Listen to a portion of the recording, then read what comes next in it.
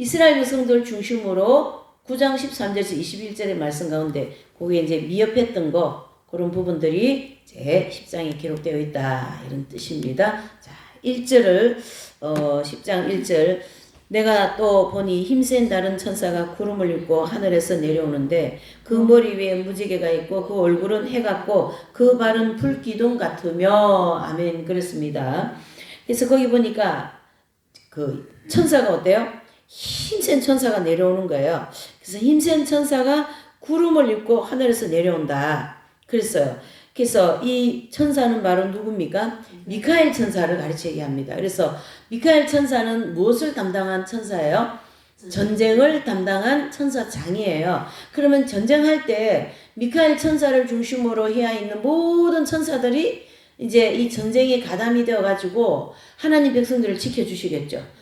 보호해 주시겠죠. 그래서 참 천사들 저 그런 거 많이 생각하거든요. 그래서 천사 만나게 해달라고 얘기 많이 해요. 아이들이 천사 만나고 파라다이스 방문기라는 책을 보면 거기 이제 세네카 소재라는 분이 계신데 이분이 어릴 때 어머니가 돌아가시고 어릴 때부터 천사를 만나요. 그래서 천사를 만나서 천사하고 얘기도 하고 그러면서 이분이 장성해서 이제 천국에 갔다 오시고 해서 나온 책이 이제 그 파라다이스 방문기거든요. 그리고 책에 보면 그 천사를 만나가지고 이렇게 어린 시절에 은혜로운 시간을 보낸 그런 모습이 있어요. 그래서 우리가 어쨌든 이 천사를 만난다는 거는 참 좋고요. 우리 자녀들을 위해서 기도할 때 꼭 천사를 만나게 해달라고. 예? 야곱이 그랬지 않습니까? 그렇죠? 천사가 막 그 사닥다리를 막 천사가 오르락 내리락 하는 거를 이제 야곱이 보면서 거기서 이제 주님을 만나는 거죠.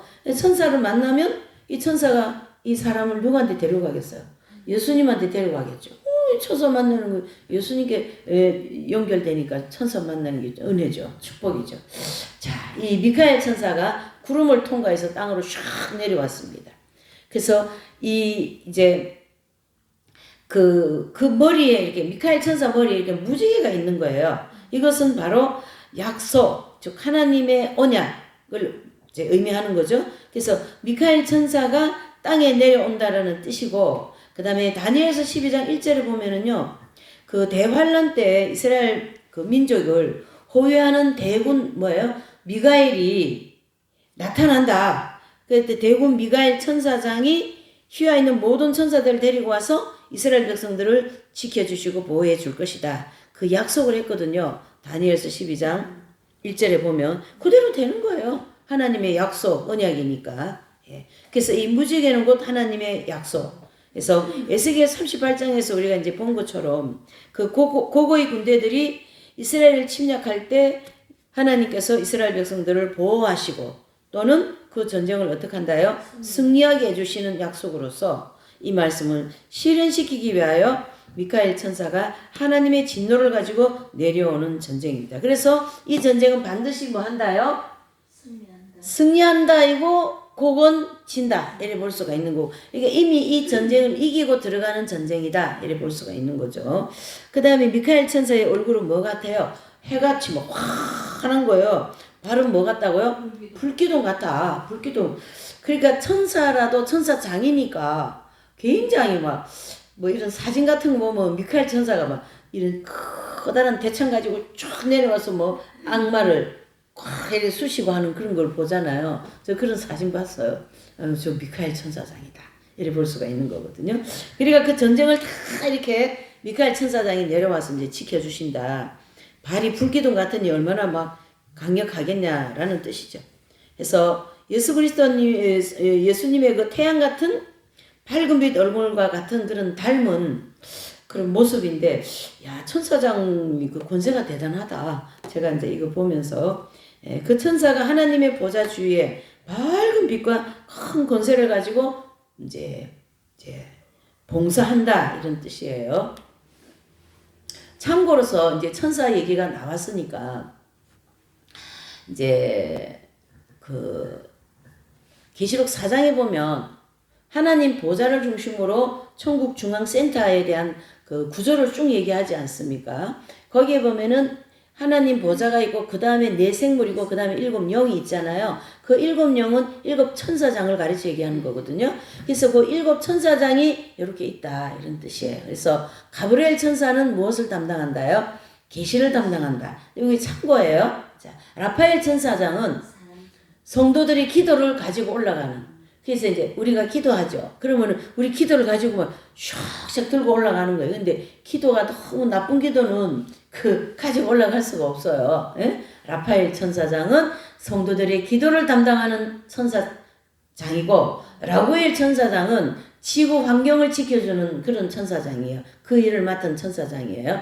그 다음에 사라카엘 천사장은 교육을 맡았어요. 그래서 이 세상의 모든 교육을 이제 할 때에 다 천사들이 도와줍니다. 이해되시죠? 그 다음에 레미엘 천사장은 음악을 담당한 천사장이에요. 음악. 요거 이제 외경에 나와 있는 걸 이렇게 참고한 거예요. 그 다음에 우리엘 천사장은요, 성도들의 상급을 이제 가지고 하나님 앞으로 올려가는 그런 일을 하는 이제 천사장입니다. 우리엘 천사장은. 그러니까 우리가 뭐 선행을 하나 하고, 오른손에 하는 일을 왼손이 모르게 하고, 이웃을 섬기고, 예수님을 위해서 막 내가 뭔가를 막 주님 사랑과 이웃 사랑을 하는 거 있죠. 그 모든 것이 다 이제 상급이 되거든요. 그러면 이 우리엘 천사장 주변에 있는 모든 천사들이 우리 주변에 다니면서 자기 상급이다. 그리고 그 행위를 촥 가지고 하나님 앞에 가져가면 그게 상급이 된다는 얘기죠. 그러면 그 사람의 세마포가 하나가 쫙 짜진다라는 거예요. 상급이 그러면서 쌓이는 거예요. 그래서 교회 시대 이긴 자들, 이분들은 이 상급이 많아가지고 막 옷이 막 촘촘한데 빛이 막 바짝바짝 나온다고 하잖아요. 얼마나 신비하고 신기한 나라냐 이래 볼 수가 있는 거죠. 자, 이 7영에 대한 천사장들의 자기가 담당한 내용들을 볼 때에 하나님의 나라는 또 얼마나 어떤 나라라고요? 질서의 나라다. 그러니까 미카엘 천사가 해야 할 일을 우리엘 천사가 절대 안 해요. 가브리엘 천사가 할 일을 미카엘 천사가 절대 안 합니다. 가브리엘 천사는 뭡니까? 계시만 하는 거예요, 계시. 이해되십니까? 그래서 이제 에스겔 선지자에게도 이 가브리엘 천사가 엄청 바쁘게 많은 계시를 보여주시고, 이제 계시록도 지금 이제 이 계시록 있잖아요. 이것도 이제 계시잖아요. 이것도 가브리엘 천사. 또 예수님 성모님의 수태고지도 가브리엘 천사. 하여튼 모든 계시는 이 가브리엘 천사 큰 계시. 그리고 이제 보통 우리가 뭐 기도해 하면 계시 받잖아요. 그러고는 이제 가브리엘 천사에 휘하 있는 모든 천사들이 활동을 하는 거지. 이해되시죠? 그러니까 얼마나 질서 정연한 그런 나라인가, 이런 거를 한번 좀 참고적으로 볼 수가 있었습니다. 자, 2절입니다. 그 손에 펴놓인 작은 책을 들고 그 오른발은 바다를 밟고 왼발은 땅을 밟고. 아멘. 그래서 자, 미카엘 천사가 하늘에서 이 세상으로 내려온 때부터 앞으로 일어날 일, 그렇죠? 장래에 나타나게 될 하나님의 계획에 대한 책을 가지고 내려온 거예요.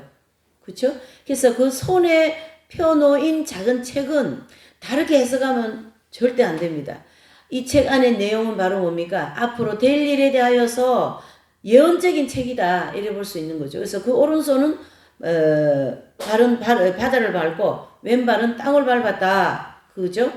그래서 미카엘 천사가 전쟁을 마무리하는 권세와 또는 그 일을 잘 이렇게 이제 사명을 가지고 이 땅에 바다, 즉 온 세상을 관할한다라는 거예요. 그러니까 3차 전쟁 때는 미카엘 천사장 엄청 바쁠 것 같아요. 그렇죠? 그 휘하에 있는 모든 천사들도 굉장히 바쁠 것 같습니다. 3절입니다. 사자의 부르짖는 것 같이 큰 소리로 외칠 때에 7부리가 소리를 발하더라. 아멘. 자, 여기 이제 중요한 부분을 빨간 글씨로 이렇게 해놨는데요. 이 3절의 핵심이 뭡니까? 7부레예요. 7부레. 그리고 이게 부르짖는 것 같이 큰 소리가 났다. 이것은 이 7부레가 이 땅에 떨어지는데 정말 막 우르릉 캉캉 하는 막 그 천둥번개 있죠. 우리가 한 번씩 이렇게 장마 때나 뭐 이래 보면 천둥을 치기는 치되 되게 무섭게 치는 때가 있어요. 우르릉 캉캉캉캉 막 그렇게 그와 같은 소리가 들린 거예요. 그게 바로 7부레가 소리를 발한 거죠. 7부레가. 그래서 미카엘 천사가 아주 용맹스러운 그런 사자같이 강력하게 하나님의 진노를 나타내면서 이 어디에요? 고개 군대를 멸망시키겠다. 이런 뜻이죠. 자, 잘 보셔요. 여기서 우리가 이 고개 군대가 괜히 그냥 뭐 잘하고 있는데 멸망된 게 아니에요. 이 곡이라고 하는 사람을 중심으로 일어난 이 3차 전쟁은 악한 방법으로 전쟁을 한 거거든요. 거기에 따르는 심판이에요. 우리가 이 땅에 살 때에 악한 방법으로, 그렇죠? 지금 우리가 그걸 많이 보고 있지 않습니까? 대통령도 그렇고, 대한민국이라는 법이 있는데 이걸 자꾸 이렇게 어떻게 해요? 예. 법을 위법하니까 그건 악한 방법이죠. 하나님께서 반드시 거기에는 뭐가 있다요? 이와 같은 논리가 적용된다. 그래서 우리는 하나님, 즉 예수님만 바라보고 이 나라와 내 개인의 모든 것을 어떻게 해요? 도와달라는 기도를 하고 그분만 의지해야 되는 거예요. 그래서 요즘에는 저도 정말 예수님만 바라보고 가야 되겠다. 아버지 정말 어떻게 할 수가 없는 거예요 지금. 이해가 되시죠? 자, 이런 원리를 이제 좀 적용해 볼 수 있고, 7 우레, 이 우레는 하나님의 공의로운 진노를 상징합니다. 자, 이 전쟁을 심판하는 게 어때요? 아주 공의롭죠. 그쵸? 또 이스라엘과 유럽 열나라 공동체가 이기는 게 아주 공의롭다라는 거예요. 이해되시죠? 자, 공의로움을 나타내는 그런 이제 내용입니다. 또 고고의 세력이 이스라엘을 침략할 때 하나님께서 몇 가지요? 7가지의 그 우레를 가지고 고개 군대에게 나타난다. 이래 볼 수가 있어요. 그래서 이게 우리 신학교에서 여기 반드시 시험에 나온다라는 거. 7개 우리 7가지 우리가 지진, 칼, 온역, 피로 국문함, 폭우, 큰 우박등이, 불과 유황 이래 볼 수 있는 거거든요. 그래서 요 7번이 지진은 막 그냥 막 강도 8 넘게 막 쫙쫙 갈라집니다, 여러분. 산 하나가 반으로 쫙 갈라지는 거 보기만 해도 그 무서워서 다 보는 걸로 해서 다 죽을 것 같아. 그러니까 내 눈앞에서 막 갈라져가지고 건물이 다 그 안으로 들어가고 사람이 들어가고 하면 얼마나 무섭겠어요. 그쵸? 온역. 이름도 성도 모르는 그런 전염병. 예? 피로 국문함. 많은 사람이 죽는다는 뜻이고요. 칼은 무기. 그쵸? 이제 주로 이제 앞으로의 무기는 무슨 무기일까요? 핵무기가 핵심이 될 거예요. 핵무기가 핵심이 될 거예요. 그리고 생전 보지 못한 폭우가 떨어질 거예요. 그리고 큰 우박등이 지금까지 우리가 보지 못한 그런 우박, 그 우박은 떨어지면 지붕에 떨어지면 차 지붕도 막 이렇게 찌그러질 정도로. 그러면 그게 머리에 떨어지면 사람 머리가 터져서 죽는 거예요. 또 뭐 백두산도 지금 이제 뭐 터지기 직전이라고 난리지 않습니까? 반드시 터지게 되어 있습니다. 자, 이렇게 7가지의 하나님의 이 진노를 가지고 고개 전쟁을 하나님이 이스라엘 쪽에는 이기게 하시고 곡은 지게 하시겠다. 핵심이 여기 있어요. 이 전쟁이 이기냐 지냐에 따라서 적그리스도가 나오냐 안 나오냐 이게 이제 되어 있거든요. 그러니까 제가 이걸 처음에 시작할 때 포커스가 어디입니까? 전쟁이 있는 거예요. 왜 전쟁에 포커스를 넣냐? 그 전쟁을 통하여서 뭐가 나온다고요? 적그리스도가 나오기 때문에 이 적그리스도가 후 3년반에 들어와서 아주 중요한 역할을 하면서 하나님의 백성들이 뭡니까? 순교자가 되는 거거든요. 이런 적그리스도가 나오지 않으면 순교자가 나올 수가 없습니다. 이해가 되시죠? 이렇게 진리가 연결고리를 물고 이제 나갑니다. 4절 7 우레가 발할 때에 내가 기록하려고 하다가 곧 들으니 하늘에서 소리가 나서 말하기를 7 우레가 발한 것을 임봉하고 기록하지 말라. 아멘. 그랬습니다. 자, 7 우레가 발한 것을 임봉하고 기록하지 말라. 바로 사도 요한에게 7 우레가 발한 것을 임봉하고 기록하지 말라. 왜 그렇게 하셨을까? 바로 이 제생로마 제국 통치자는 이 이제 전쟁을 이제 결과적으로 이게 이기고 진 그 전쟁을 우리가 지금 알고 이 내용을 보고 있잖아요. 그러면은 이 전쟁을 그러니까 EU와 그 다음에 이제 이스라엘이 이렇게 이제 해서 중동과 함께 이제 전쟁을 했지 않습니까? 근데 무기로나 뭐 군사력이나 여러 가지를 봤어도 이쪽이 좀 약해요. 보면 이미 이쪽이 지게 되어 있어요. 그러나 하나님의 7 우레를 통하여 이 적군을 물리치고 이쪽이 이기게 했지 않습니까? 그러면 누구의 도움을 이 전쟁이 이겼다는 뜻이에요? 그렇죠? 그러니까 순수한 하나님의 도우심으로 이 전쟁을 이겼는데 이 제생로마 요 이제 이유는 제생로마 그 이제 열나라 연합 저기 연방국이잖아요.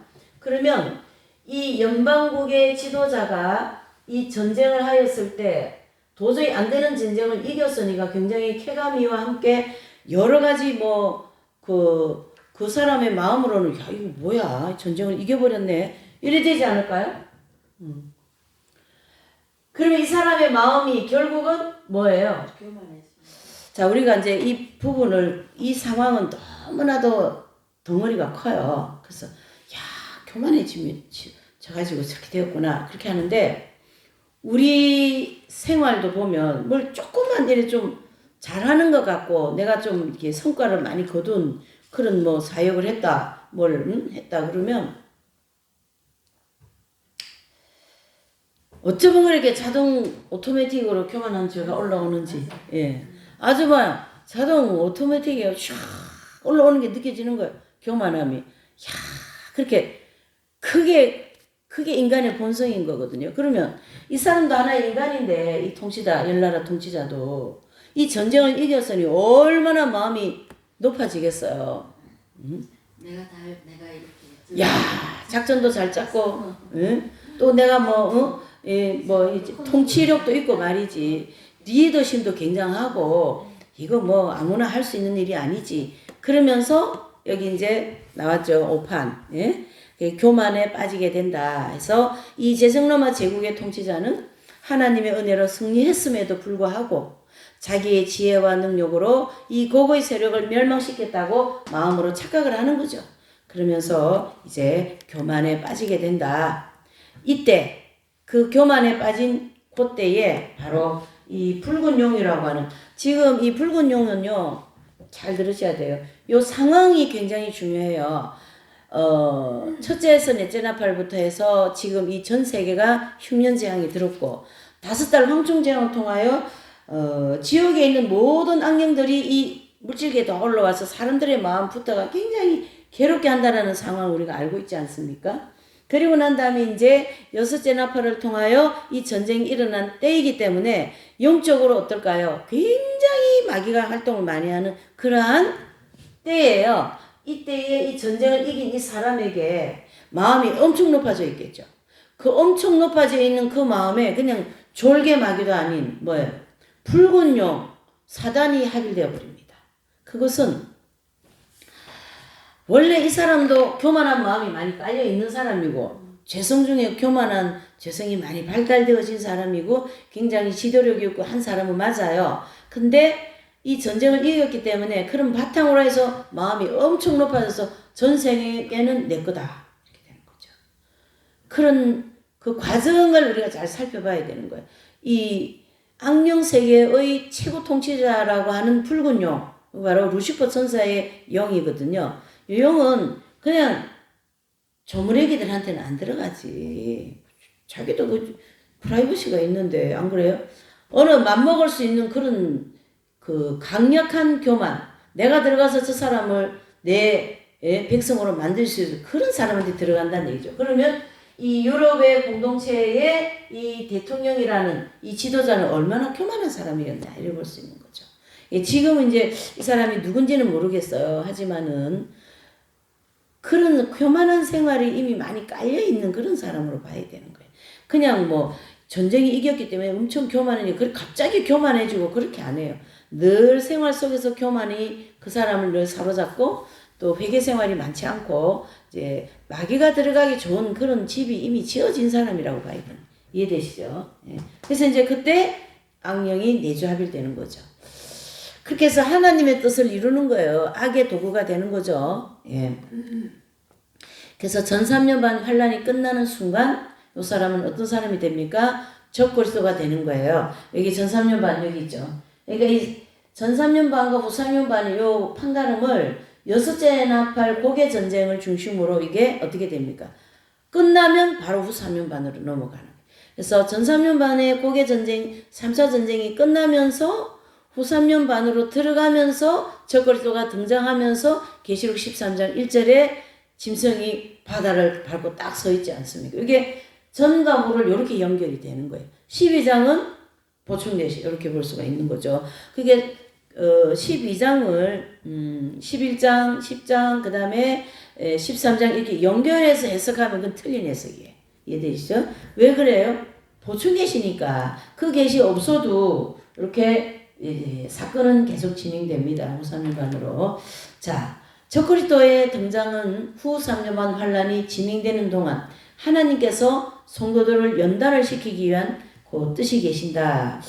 서두에 제가 얘기했어요. 하나님께서 첫째에서 넷째 나팔까지 불게 하신 이 내용은 우리에게 뭘 받기 위한 환경을 만드신다고요?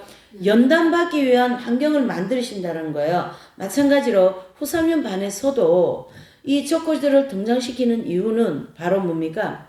우리 모든 성도들을 연단하기 위하여서 이 적그리스도를 등장시키는 거죠. 그래서 이 적그리스도를 등장 중심으로 해서 연단받고 거기에서 순교자가 나오게 하시겠다는 얘기예요. 그래서 하나님의 입장에서는 천국 백성 전체 숫자도 준비해 놓으셨지만 순교자 몇 명, 이긴 자 몇 명, 근데 하나님 입장에서는 예정을 다 해 놓으셨다 이래 볼 수가 있습니다. 그렇게 그 하나님이 준비되어진 그 순교자를 만들어내기 위해서는 반드시 이 적그리스도가 필요해요. 그러니까 악의 도구가 되는 거죠. 그래서 후 3년 반 넘어가면서 적그리스도가 등장하고 이 적그리스도의 손 안에서 이제 연단을 받으면서 순교자가 나오니까 아주 재밌잖아요. 자, 5절과 6절이 되겠습니다. 시작. 내가 본 바 바다와 땅을 밟고 섰는 천사가 하늘을 향하여 오른손을 들고 세세토록 살아계신 자 곧 하늘과 그 가운데 있는 물건이며 땅과 그 가운데 있는 물건이며 바다와 그 가운데 있는 물건을 창조하신 이를 가리켜 맹세하여 가로되 지체하지 아니하리니 그랬습니다. 자, 하늘에서 들려오는 음성이 딱 이제 사도 요한에게 들렸는데요. 이 미가엘 천사에게 가서 이 작은 책을 이렇게 어떻게 해요? 받아서 가지라. 예? 작은 책을 받아서 가지라. 그때 이 사도 요한께서 미카엘 천사에게 가서 작은 책을 달라고 하자 이 미카엘 천사는 그 작은 책을 가져다가 먹어버렸어요. 참 재밌지 않습니까? 어떻게 책을 먹냐? 그래서 그 책을 먹으면 사도 요한이 입을 통과할 때는 입안에서는 이 책이 다르는 거야. 달달한 거야. 참 신기한 거죠. 근데 뱃속에 들어가가지고는 이 책이 막 썩게 된다. 이게 무슨 얘기입니까 도대체. 예? 그러면서 이 사도 요한이 이 작은 책을 먹어버리니 과연 그 말대로 입에서 뭐같이 달다 그래요? 꿀같이 달다. 근데 이 꿀같이 단 게 뱃속으로 쑥 내려가면서 그게 또 막 썩게 되는 거죠. 자, 이 말씀을 이제 거기 보시면 잘 정리를 해놨습니다. 이게 이 작은 책이 또 굉장히 왜곡되게 많이 해석이 되고 있다라는 거. 이게 잘 정리해야 된다는 얘기예요. 자, 꿀같이 입에서 단 거는 뭘 얘기하냐? 그것은 요 전쟁은 육안으로 볼 때는 어디에서 이긴다예요? 러시아하고 이 고거의 전쟁은 러시아와 이 중동 연합 전쟁 여기에서 이기게 되어 있어요. 사람이 볼 때는. 근데 의외로 이쪽이 이겨버렸어요. 더 약하게 보이는데. 그러니까 이기게 되어진 요 부분은 꿀같이 달고 여기에서 누가 나온다고요? 예, 요 적그리스도가 다시 이스라엘 백성들을 핍박하지 않겠어요? 3년 반에. 그럴 때는 쓰다. 그걸 얘기하는 거예요. 참, 이 전쟁을 알지 못하면 절대 이거 풀어지지 않게 되어 있어요. 구조가. 그렇죠. 재밌지 않습니까? 저는, 그러니까 하나님의 지혜가 아니면 이렇게 쓸 수도 없고 풀 수도 없는 거예요. 이 계시록을. 그렇죠? 그러니까 이 전쟁이 중요해요? 안 중요해요? 엄청 중요한 거죠. 이 전쟁을 통하여 적그리스도가 나오고 이 전쟁을 통하여 이 계시록 10장 이 내용이 해석이 되고 이렇게 좀 진리를 앞뒤 연결 고리를 해서 좀 정리를 해볼 수가 있습니다. 그 다음에 이제 일곱째 나팔을 지체하지 않고 불게 되리라. 그걸 이제 선포하는데 요 일곱째 나팔을 불어야만이 어떻게 됩니까? 후3년반이 시작되는 거거든요. 일곱째 나팔 불지 않으면 후3년반이 시작 안 됩니다. 네, 되게 중요하죠. 자, 7절입니다. 시작. 일곱째 천사가 소리내는 날 그 나팔을 불게 될 때 하나님의 비밀이 그 종 선지자들에게 전하신 복음과 같이 이루리라. 아멘. 그랬어요. 그러니까 하나님의 비밀, 이게 바로 뭐냐 하면 적그리스도가 나타나게 될 것이고 또 순교자들의 수가 채워질 것이고 또 남은 성도들은 연단을 받고 익은 열매가 되어가지고 지상낙원 어디입니까? 천년 지상낙원에 들어가게 된다. 요 세 가지가 비밀이다. 예. 요 세 가지도 이 3차 전쟁을 통하여 나오게 되어 있어요. 왜요? 적그리스도가 나오니까. 그러니까 이 전쟁을 저는 계속 강조하고 싶은 거죠. 예. 다니엘과 이사야 선지자들이 비롯한 여러 선지자들이 예언한 이 천년왕국이 이렇게 해서 이루어진다. 이렇게 볼 수가 있어요. 8절에서 10절까지입니다. 하늘에서 나서 내게 들린 음성이 또 내게 말하여 가로되 내가 가서 바다와 땅을 밟고 섰는 천사의 손에 펴놓인 책을 가지라 하기로 내가 천사에게 나아가 작은 책을 달라 한즉 천사가 가로되 갖다 먹어버리라. 내 배에는 쓰나 내 입에는 꿀같이 달리라 하거늘 내가 천사의 손에서 작은 책을 갖다 먹어버리니 내 입에는 꿀같이 다나 먹은 후에는 내 배에는 쓰게 되더라. 아멘. 그랬습니다. 해서 이 작은 책을 달라 하자마자 미카엘 천사는 그 작은 책을 가져다가 먹어버렸다. 그렇지 않습니까? 그것이 바로 꿀같이 달다. 네. 뱃속에 들어가서는 쓰다. 이런 얘기를 계속 해주고 여기 이제 정리하고 있어요. 여기 보셔요. 먹어라 해서 먹었더니 입에는 달다. 그쵸?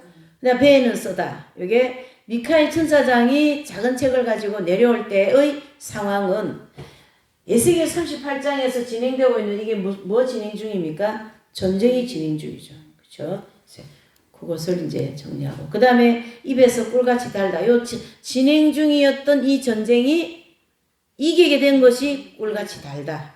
지게 된 것이 배 속에서 쓰게 된다. 그 쓰게 되는 것이 뭐라고요? 적그리스도가 이스라엘을 핍박한다. 이렇게 이제 정리할 수 있는 거죠. 그 다음에 이제 거기 보시면 작은 책, 그 작은 예언서 앞부분에 내용이 모든 성도들에게 큰 기쁨을 준다. 그러니까 그 작은 책 안에 앞부분은 기쁨을 준다는 게 전쟁을 이기는 것이고 또 뒷부분은 좀 괴로움을 주는 것은 적그리스도가 나타나서 이스라엘을 괴롭히는 것이고 그래서 전쟁을 이기는 기쁨은 누가 주신 거예요? 결과적으로 하나님이 주셨는데 무엇으로요? 7가지의 우레를 통하여 이 고개 전쟁을 멸망시켰다. 이렇게 정리할 수 있습니다. 자, 계속 이제 뱃속에 들어가서 쓰게 된다.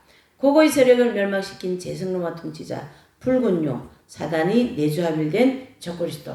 자, 이 붉은 용은 결과적으로 어떤 사람이라고요? 어떤 영이라고? 루시퍼 천사.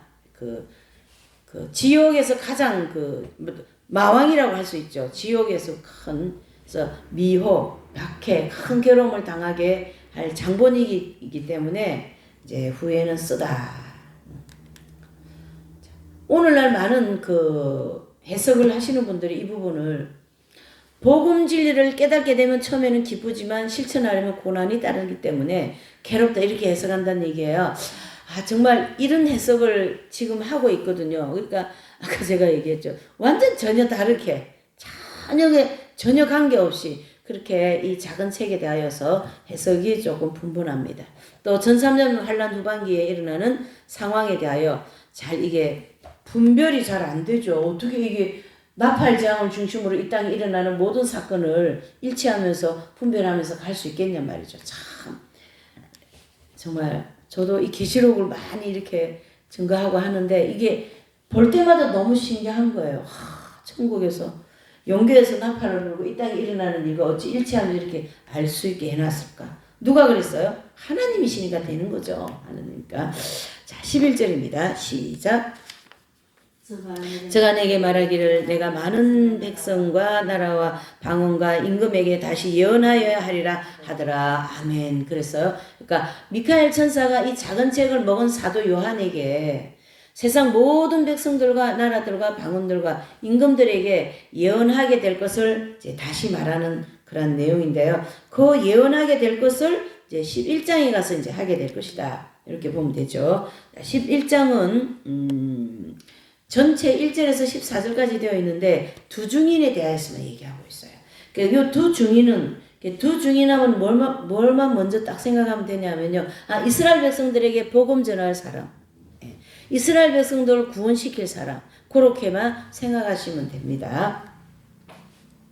그래서 왜 이스라엘 백성들을 구원하기 위해서 이 두 증인을 세우는가, 또 이유를 좀 알아야 되겠죠. 그렇죠? 아까 어떤 분한테 좀 제가 이제 질문을 받게 됐는데 굉장히 이 진리를 잘 공부하시는 분이에요. 근데 그 질문하는 내용이 굉장히 구체적이에요. 신약에는 이렇게 했는데 여기는 이렇게 얘기한다. 이제 이렇게 비유하면서 해서 그거를 이제 핵심 진리 중심으로 잘 이렇게 설명을 해드렸는데 그렇게 해서 진리가 하나하나 정돈이 되는 거예요. 고리를 연결을 하는 거죠. 그와 같이 이 11장은 이스라엘 백성들을 구원하기 위해서 세워진 반드시 이 두 사람이어야 이스라엘을 구원을 받는 거예요. 왜 그런가? 이유를 또 알아야죠. 그것은 이 두 증인은 유대인이거든요. 유대인은 절대 전삼년 반이든 후삼년 반이든 이방인의 사람 절대 말 안 들어요. 절대 안 듣습니다. 그 사람들. 왜 그런다면 이방인들은 자기들이 생각할 때는 개나 돼지로 보거든. 근데 개나 돼지로 보는 정도의 자기들보다 아래 사람적인 사람에게 어떻게 복음을 전달받겠어요? 그건 절대 있을 수 없고 그 사람들이 정말 그렇게 섬기는 야훼 하나님 그분의 아들이 메시아다는 걸 설명해 주는데 절대 이방인이 안 되는 거 이미 아시잖아요, 주님. 그래서 두 증인이라는 이 사람들을 세운 거예요. 그러니까 좀 쉽게 말하면 오리지널 유대인을 통하여 하나님의 복음을 전해서 복음을 믿고 구원받게 해주시겠다라는 게 얼마나 하나님의 은혜가 커요, 적어요. 굉장히 크죠. 야, 너희들 이방 사람들에게도 복음 듣고 믿고 그냥 구원받으면 되지. 꼭 유대인이어야 되냐? 그리고 주님이 아무나 보내버리면 되겠습니까? 그러니까 제가 이 얘기는 왜냐면 하나님이 우리가 구원받게 하기 위한 이 배려, 이건 우리가 측량할 수 없는 그렇게 생각할 수 있는데 그게 바로 은혜라는 거지. 은혜, 자비, 긍휼 이런 거죠. 자, 11장 1절입니다.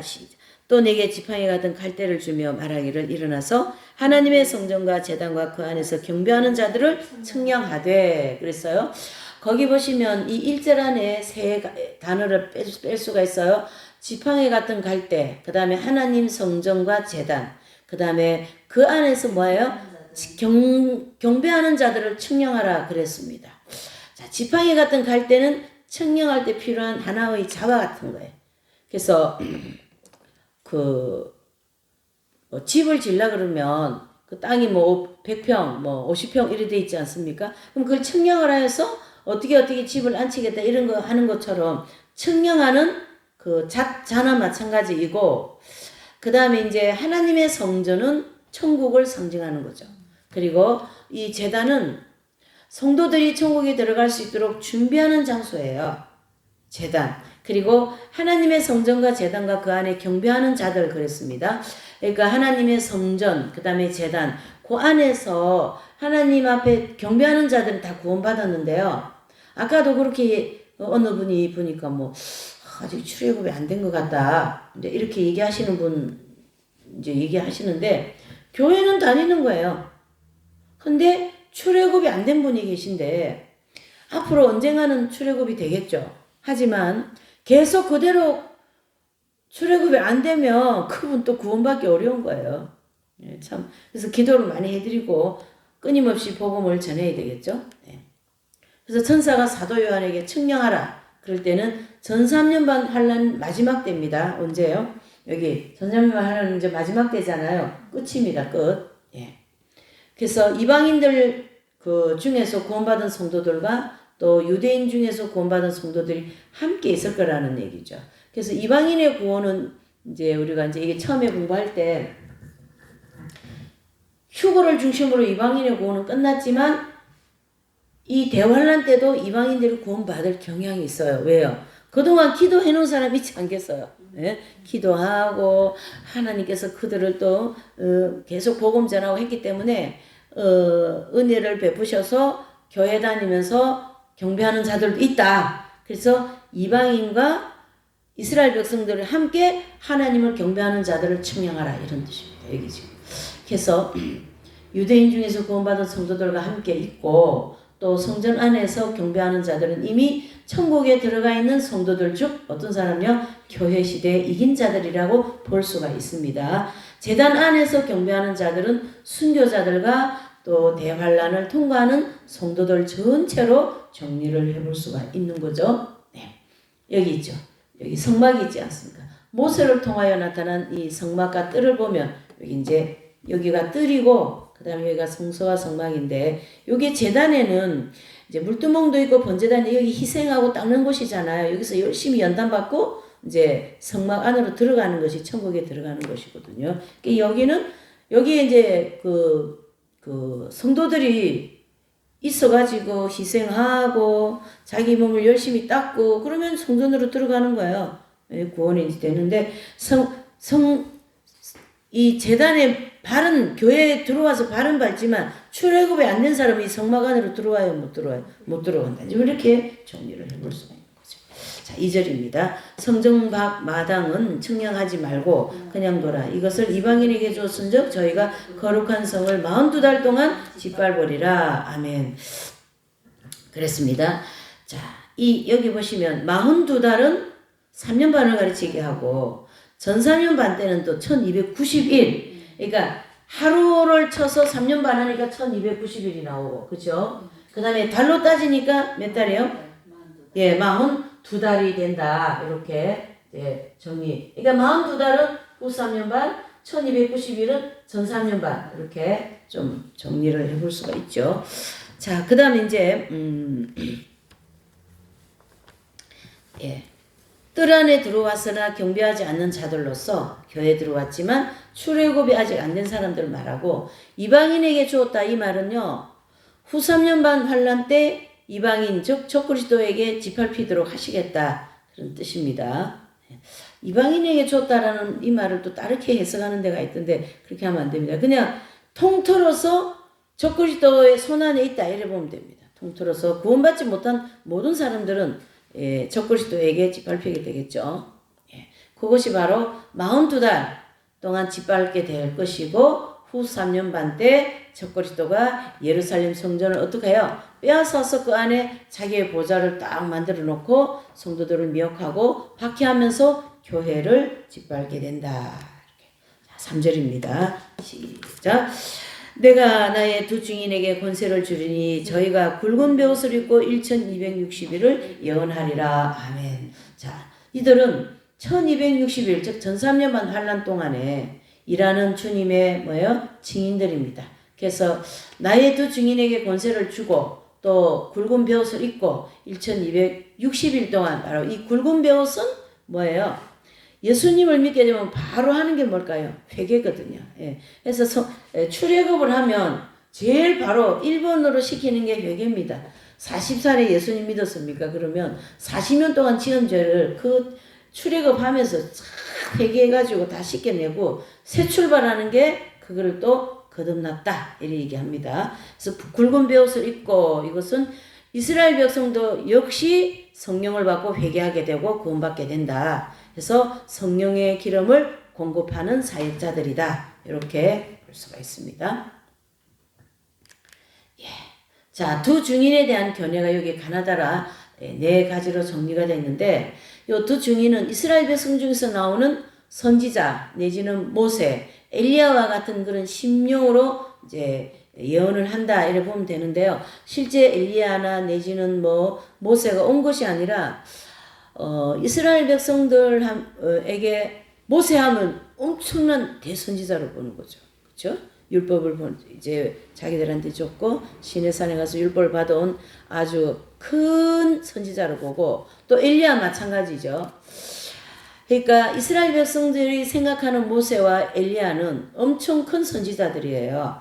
그러한 마음으로 왔기 때문에 이 두 증인은 이스라엘 백성들에게 큰 사람으로 다가가는 거죠. 그렇죠? 그리고 엄청난 능력이 나타납니다. 그 다음에 이스라엘 백성들을 양육하기 위한 그리스도인의 증인들. 그 다음에 1260일, 즉 전삼년반 환란 동안 예언할 권세를 받은 사람들이에요. 이분들의 그 사명의 시간은 1260일, 3년 반입니다. 짧아요. 그 다음에 대환란 동안 일어날 재앙에 대해서 온 세상에 예언을 하게 될 사명을 가지고 있는데요. 유대인들에게만 예언하는 게 아니라 전 세상에 있는 사람들한테도 함께 이제 자신들이 해야 할 일은 예언을 해야 된다. 이렇게 봅니다. 예, 그래서 이 두 증인이 굉장히 중요한 분들이죠. 그 대환란 때. 자, 4절입니다. 이는 이 땅에 주 앞에 섰는 두 감람나무와 두 촛대니 그랬습니다.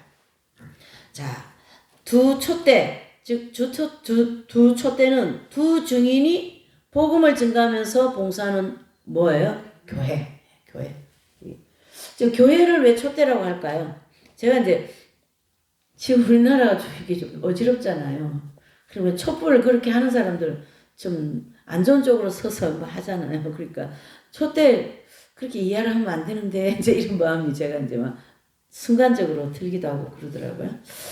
자, 그래서 이 두 촛대는 두 증인이 이제 복음을 증가하면서 봉사할 그 두 교회인데 1982년에 완공된 그 대회당 오마르 회교 그렇죠? 그래서 그 사원이 있는 그 자리에 뭐 예루살렘 성전이 세워지게 될 것이다. 뭐 이렇게 얘기하더라고요. 여기 이제 그림이 사진이 이렇게 나왔는데 지금 이제 유대인들 움직이는 걸 보면요. 제3성전을 짓는다 이런 소리도 들리더라고요. 그러니까 성전을 짓는 그동안 준비를 다 했다라는 거예요. 안에 이런 촛대라든가 그 성막 안에 있는 기구들을 다 만들고 다 했는데 이제는 짓는다라는 거죠. 그렇다면 엄청 예수님이 오실 때가 임박하다. 예. 근데 우리는 왜 이렇게 임박하지 않은 것처럼 느껴지는 이게 보통 병이 아닌 거예요, 지금. 임박하다고 생각하고 살아야 되는 건데. 예? 그래서 여기 이제 지금은 참 여기 슬픈 사연이죠. 근데 이제 이 자리에 세워지게 될지 또 다른 자리에 세워지게 될지 그건 이제 우리가 좀 두고 봐야 되는 그런 상황인 것 같습니다. 예, 그 다음에 이제 5절입니다. 만일 누구든지 저희를 해하고자 한즉 저희 입에서 불이 나서 그 원수를 소멸할지니 누구든지 해하려 하면 반드시 이와 같이 죽임을 당하리라. 아멘. 두 증인은요 엘리야의 심령과 능력으로 자신들을 해치려고 하는 사람들에게 불을 막 이렇게 해가지고 소멸시켜버리고 실제 그런 일이 일어날 것 같아요. 왜? 그렇게 해야만이 이스라엘 백성들에게 복음 전하고 또 보호를 하게 되니까. 그리고 이렇게 강력하지 않으면 이스라엘 백성들이 복음도 잘 안 듣기도 하면서 들어도 예수님 믿기가 너무 열악한 환경이에요. 지금 전쟁 끝이지 환경은 굉장히 열악한 환경이거든요. 그렇기 때문에 그 두 증인을 통하여 강력한 하나님의 역사가 나타나야 이제 그런 일이 이루어질 것이다. 6절입니다. 제가 권세를 가지고 하늘을 다 그 예언을 하는 날 동안 비오지 못하게 하고 또 권세를 가지고 물을 변하여 파괴되게 하고 아무 때든지 원하는 대로 여러 가지 재앙으로 땅을 치리로다. 아멘. 그랬어요. 그래서 하나님께서 이 엘리야를 통하여 3년 반 동안 이스라엘이 비가 내리지 못하게 한 것과 같이 이 두 증인도 똑같이 그렇게 할 수 있는 거죠. 그래서 전 3년 반 동안 하나님의 인도하심을 따라 엘리야의 심령과 능력을 가지고 비가 내리지 않게 할 것이다. 그래서 모세가 물로 피로 변하게 한 것 같은 그런 권세로다가 막 수행을 할 것이에요. 그러니까 이제 나중에 이제 나옵니다만은 이제 두 증인이 이제 3년 반 끝나고 나면 이제 사명이 끝났으니까 이 적그리스도 손에 죽거든요. 그럴 때 또 이제 이 적그리스도 무리들이 계속 두 증인이 거짓말 예언했어. 비 오지 못하게 돼 저들 때문에 다 또 이제 남 탓을 다 하기 시작하는 그러한 이 악의 세력들에게 그렇게 사용이 되기도 합니다. 그래서 여러 가지 재앙으로 땅을 친다라는 그런 뜻이고 또 두 증인이 예언한 대로 대환란 동안 수많은 재앙들이 많이 일어나게 되니까 두 증인은 강력한 능력이 있는 사람으로 되는 거예요. 7절 저희가 그 증거를 마칠 때 무적인 급으로 올라오는 짐승이 저로 더불어 전쟁을 일으켜 저희를 이기고 저희를 죽일 터인즉 아멘 그랬어요. 자, 이 두 증인이 권세를 받아 일하는 기간은 1260일 즉 전 3년 반 환란 동안이고 또 전 3년 반 이 환란 이 마지막 순간에는 두 증인의 권세를 받고 일하는 기간이 뭐 됐다요? 끝났어요. 했기 때문에 저 그리스도가 군대를 파견해가지고 야 저 두 증인 죽여버려 이렇게 되는 거예요. 그렇죠? 예. 그래서 체포하게 되고 따라서 두 증인은 후 3년 환란이 시작되기 직전에 순교하게 됩니다. 결국 누구 손에 순교하게 돼요? 저 그리스도 이 사람들 손에 순교를 시키는 거예요. 누구도? 두 증인도. 예. 예, 참 재밌습니다. 이렇게 해서 큰 권세를 가지고 복음을 증거하는 두 증인을 적그리스도의 그 군대를 파견해서 체포하게 되어서 죽게 하고 두 증인의 사역이 끝났기 때문에 사로잡힌다. 자, 우리가 하나님의 사명을 감당하다가요, 저 죽었잖아요. 그러면 뭐가 끝났다? 사명 끝난 거예요. 그러면 애통이 할 것도 없고 뭐가 끝났으니까 간 거예요. 사명 끝났기 때문에 괜찮아요. 아무 문제 없어요. 근데 제가 이제 이걸 제가 생각해 봤어요. 근데 좀 아쉬움도 있을 것 같아요. 어머, 저 사람 구원받는 거 봐야 되는데, 저분 어떻게 되는 거 봐야 되는데, 그동안 기도하는 거 봐야 돼. 그런 아쉬움은 있지만, 제가 가는 거 다른 사람 죽는다 그러면 기분 나쁘지. 제가 죽는다 해야죠. 자, 제가 죽었습니까? 제 사명 끝난 거예요, 이제. 그래, 두 증인도 지금 이제 죽잖아요. 끝난 거예요, 3년 반. 이 두 증인이 죽었다 소리 이제 우리가 들리죠. 그럼, 아, 전 3년 반 끝났다. 이렇게 또 표적으로 삼으면 돼요. 야, 이제 후 3년 반 시작. 즉, 적그리스도가 나타나겠네. 이렇게 말씀을 통하여 시대를 분별하면 된다. 이렇게 볼 수가 있는 거죠. 이해가 되시죠? 또, 그 무화과 나무에 이제 비유를 하여서 재림을 주님이 말씀을 많이 하시고 또 갈릴리 혼인 있잖아요. 혼인잔치를 통하여 신부에 대해서 설명하셨는데 그게 계시록에서 정확하게 정리가 되거든요.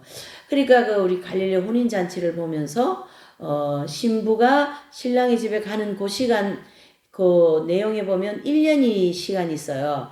그 1년 동안 그 신랑은 이제 막 신부 데리고 와서 사는 집을 막 집 마련 집을 짓더라고요.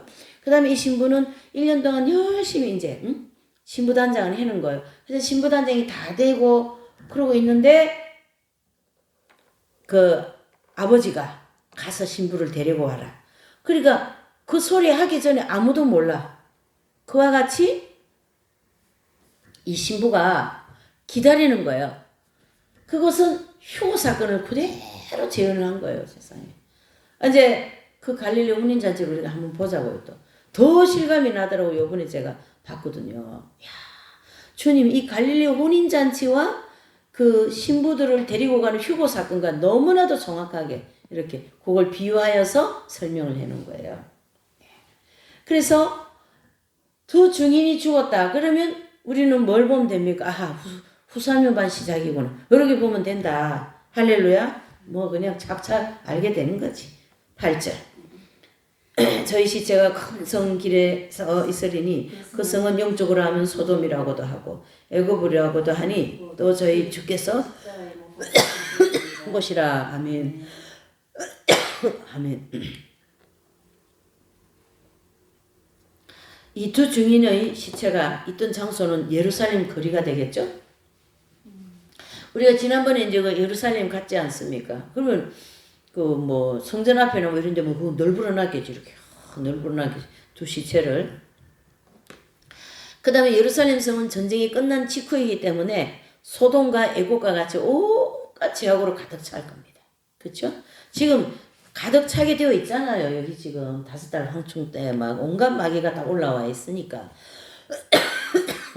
그러니까 제가 이제 이걸 보면서 두 증인에게 그런 기적 같은 역사가 일어나지 않으면 이스라엘 백성들이 보호받기가 어려웠겠다. 이제 이렇게도 우리가 그 하나님의 손길을 생각해 볼 수가 있죠. 9절입니다.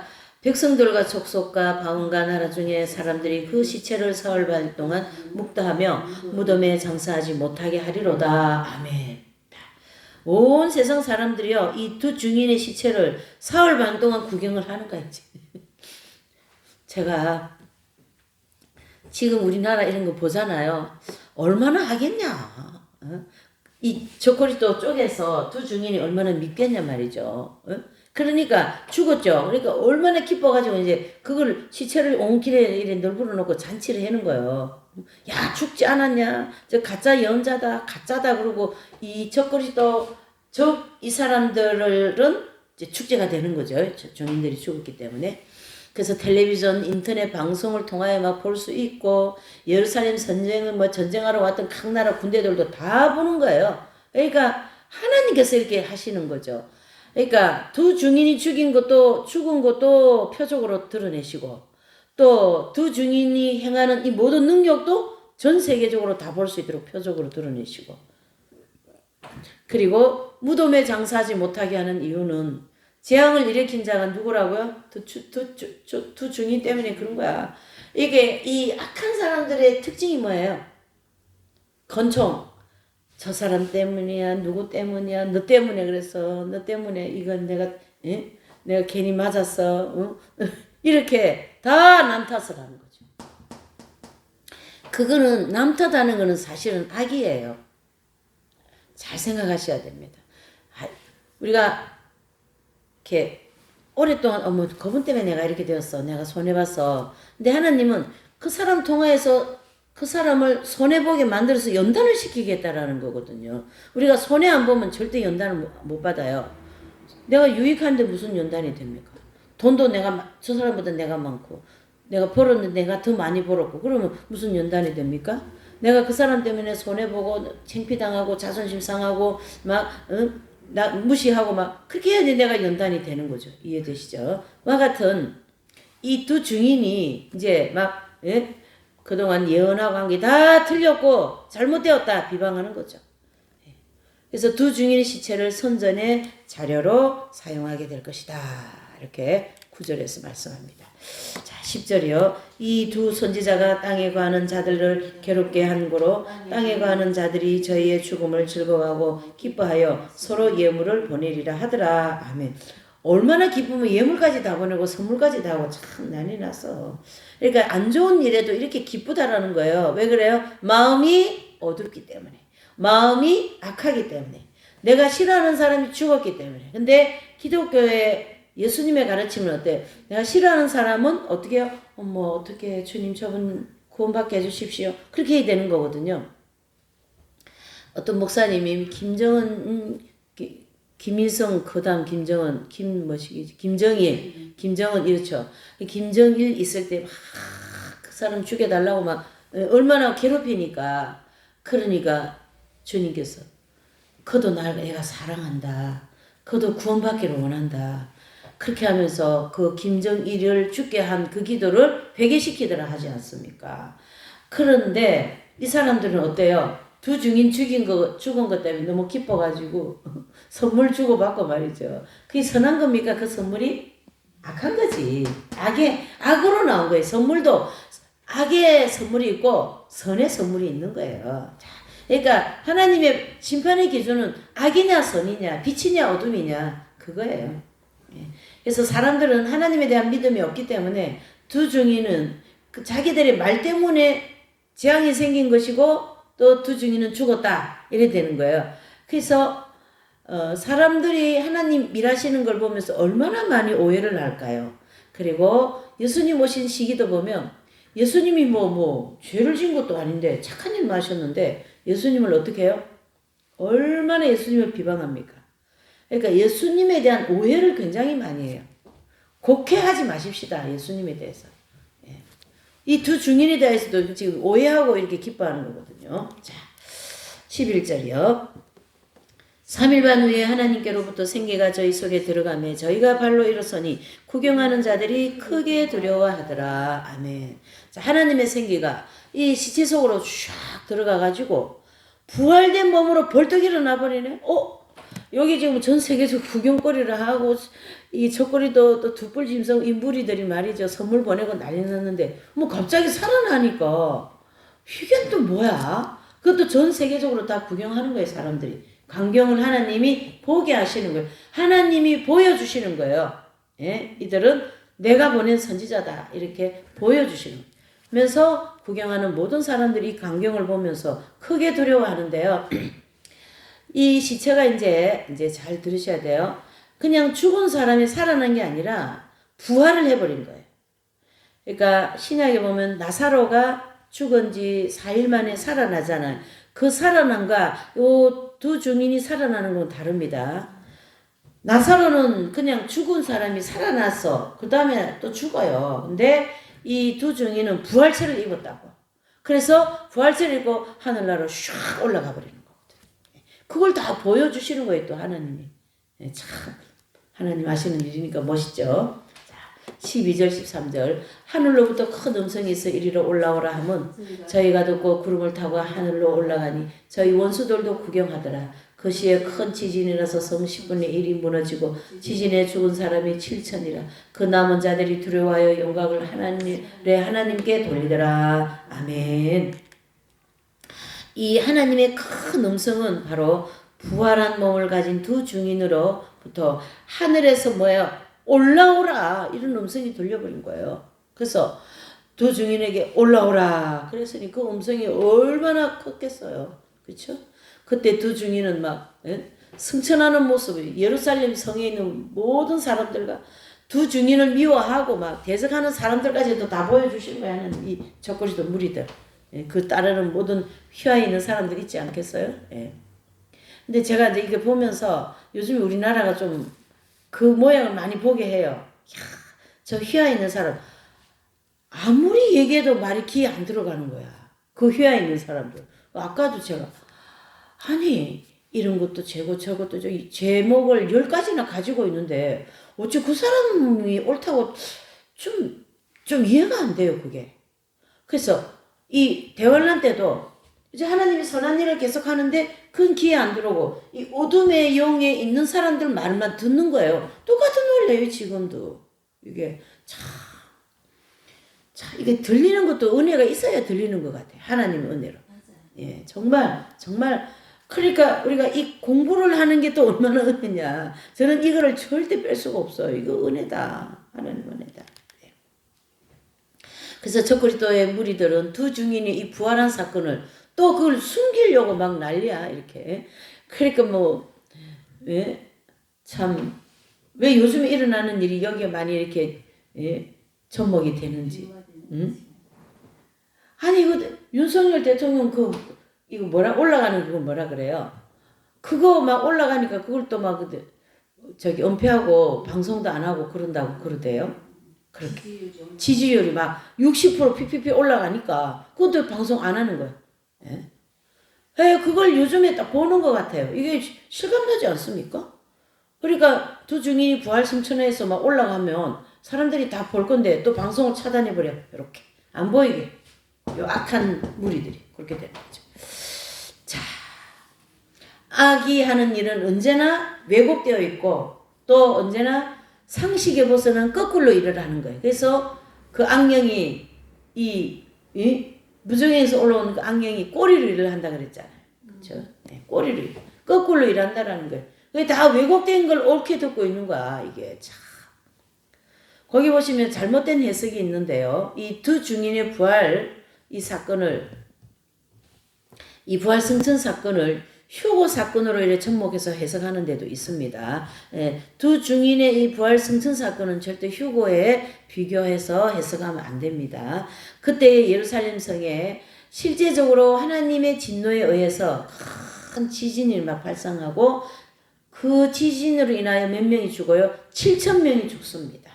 그러니까 사람을 몇만 명, 몇천 명 막 이렇게 많이 죽이는 사건은 지진이 많이 사람을 휩쓸어 가더라고. 그냥 땅이 갈라지니까. 네. 그래서 중국이나 일본 이런 데 보면 지진이 한 번씩 지나가면서 엄청난 큰 사람들이 죽은 그런 뉴스를 볼 수가 있죠.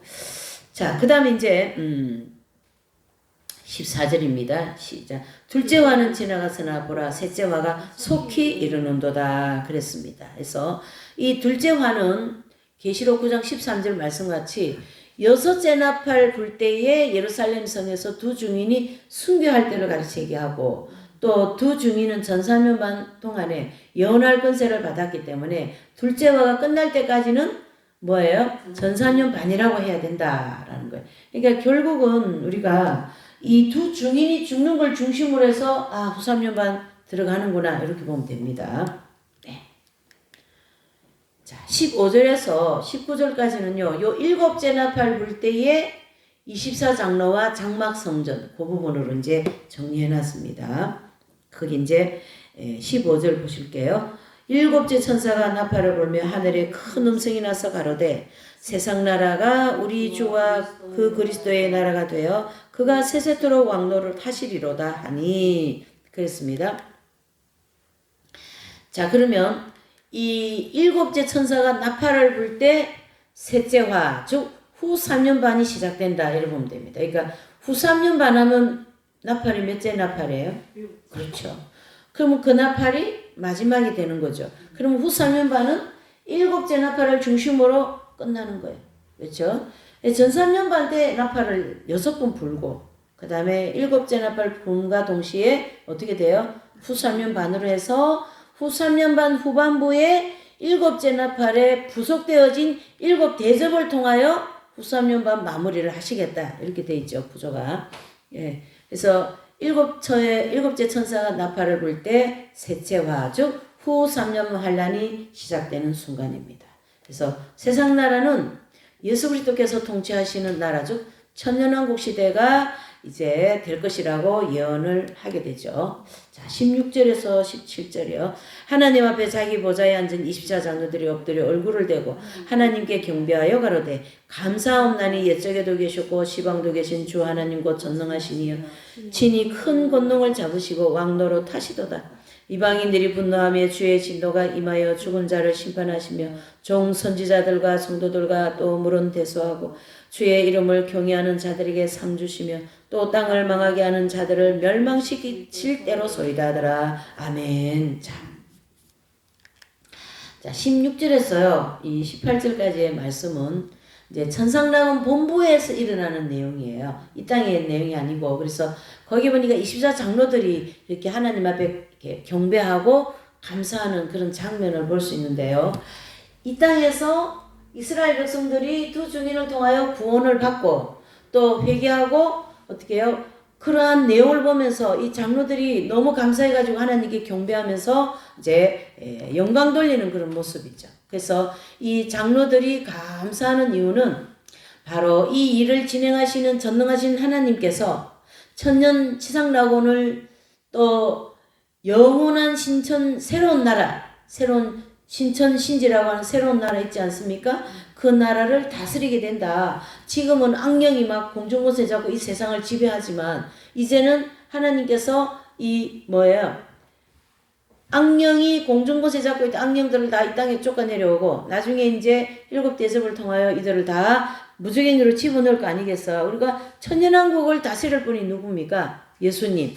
그 다음에 영원한 새로운 나라, 그 나라도 다스릴 분이 예수님. 그에 따르는 영광을 돌리고 계신다. 감사. 그 다음에 이방인들, 즉 불신자들이 하나님을 대적하고 분노할 때에 주님의 그 공의로우신 진노가 죽은 사람들의 영혼을 심판하게 된다. 바로 죽은 모든 사람들은 그리스도의 심판대 앞에 선다고 그랬잖아요. 그 심판대 앞에 서서 하나님이 그 사람이 악을 행했든 선을 행했든 그게 맞게 정확하게 공의롭게 심판하는 것에 대한 감사를 올려드리는 거예요. 우리는 지금 심판이 잘못 나오니까 막 그 상처받아가지고요.